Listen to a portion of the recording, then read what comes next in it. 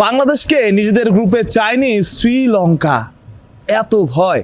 আপনি ভাবতে পারেন হয়তো ভারতের অনুরোধে কিংবা ভারতের চাওয়ায় বাংলাদেশের বিপক্ষে ভোট দিয়েছে শ্রীলঙ্কা। তবে ব্যাপারটা আসলে তেমন না। শ্রীলঙ্কা আসলে বাংলাদেশকে চায়নি, কারণ তারা চায় না তাদের গ্রুপটা কঠিন হয়ে যাক, তাদের পরের রাউন্ডে কোয়ালিফাই করা কঠিন হোক, অর্থাৎ ভয়। সবশেষ সিরিজে তাদের মাঠে শ্রীলঙ্কাকে হারিয়ে এসেছিল বাংলাদেশ, সেই ভয়টা বোধহয় এখনও কাটেনি। এটা হয়তো খুব স্বাভাবিক। বাংলাদেশ যদি একটা টুর্নামেন্টের হোস্ট হতো, বাংলাদেশের গ্রুপে যদি নামিবিয়া, ইতালি, নেপাল কিংবা আয়ারল্যান্ডের পরিবর্তে শ্রীলঙ্কাকে দেওয়া হতো, বাংলাদেশও হয়তো আপত্তি জানাতো। কিন্তু শ্রীলঙ্কা তো বড় দল, তাতে কোনো সন্দেহ নাই। তবে বাংলাদেশকেও যে এখন তারা অন্যরা ভয় পায়, সমীহ করে, সেটা শ্রীলঙ্কার এই ডিসিশনে পরিষ্কার। আরেকটা কথা, বাংলাদেশকে আসলে কে কে ভোট দিয়েছে? কেউ কি ভোট দেয়নি? পাকিস্তান ভোট দিয়েছে, কিন্তু আর কোনো ভোট বাংলাদেশ পায়নি, যেটা আক্ষেপের হতে পারে, হতাশার হতে পারে। ক্রিকেট রাজনীতিতে বাংলাদেশ আসলে কতটা পিছিয়ে সেটা এই ভোট প্রমাণ করে। আমরা যতই মুখে কথা বলি, দিন শেষে সবার ভোটটা গেছে বাংলাদেশের বিপক্ষেই। সবচাইতে বড় প্রশ্ন এখন, আজ 3টায় মিটিং ক্রিকেটারদের সাথে, সেখানে কি সিদ্ধান্ত আসতে যাচ্ছে? সেখানে কেউ যদি এসে বলে ক্রিকেটের বৃহত্তর স্বার্থে আইসিসির অনুরোধে বা আইসিসির চাওয়ায় আমরা এই ম্যাচগুলো ভারতেই খেলছি, তখন ব্যাপারটা কেমন হবে?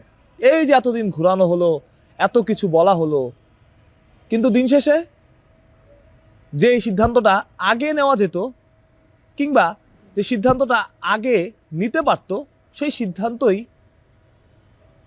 নেওয়া হচ্ছে।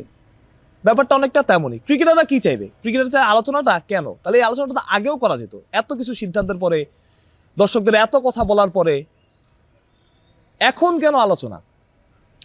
এই আলোচনাটা যদি শুরুতে করতেন সব ক্রিকেটের সাথে না, আপনি ক্যাপ্টেনের সাথে, কোচের সাথে কিংবা লিডার গ্রুপের অংশ যারা আছেন তাদের সাথে করতেন, তাহলে তো এত দূর আসতো না ঘটনা। এখন আপনি ক্রিকেটারদের জিজ্ঞেস করবেন তারা খেলতে চায় কিনা, তারা কি বলবে আমরা খেলতে চাই না বিশ্বকাপ? কোন ক্রিকেটার ভাই বিশ্বকাপ খেলতে চাইবে না? সবাই বিশ্বকাপ খেলতে চাইবে।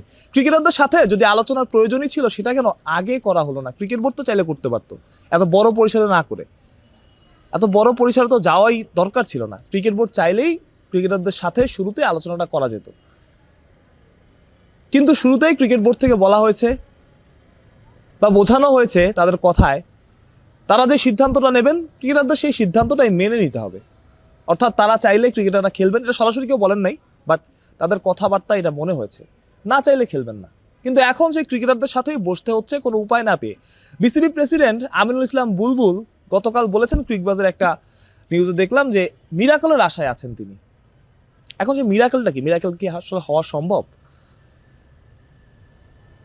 আমার মনে হয় মিরাকল হওয়ার কোনো সম্ভাবনা। আইসিসি এসে এখন বলবে না যে যাক, যা হয়েছে হয়েছে, তোমরা এখন শ্রীলঙ্কাতে খেলো, তোমাদের চাওয়াটাই পূরণ করে দিলাম। এটা তো হইতে পারে না। এটা তো কোনো মিরাকলের কিছু নাই। এখানে ব্যাপারটা রাজনীতির। যতই বলেন খেলা রাজনীতির বাইরে, ক্রিকেট রাজনীতির বাইরে, আইসিসি ক্রিকেটকে রাজনীতি মুক্ত করতে চায়, কিন্তু দিন শেষে সব কিছুই রাজনীতি, এবং আমরা এই রাজনীতিতে অনেক পিছিয়ে।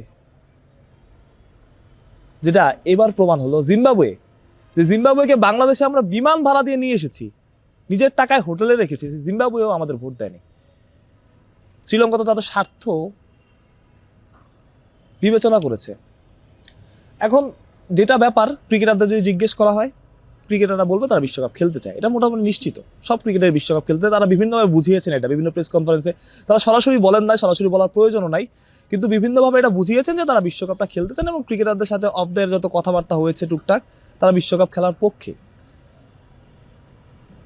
কিন্তু দিন শেষে যখন আপনি এই সিদ্ধান্তটা নেবেন আমরা বিশ্বকাপ খেলতে যাচ্ছি এবং সেটা ভারতেই, তখন সেই প্রতিক্রিয়াটা কেমন হবে সেটাই এখন দেখার অপেক্ষা। রুশ প্রত্যয়, বিডি ক্রিক টাইম।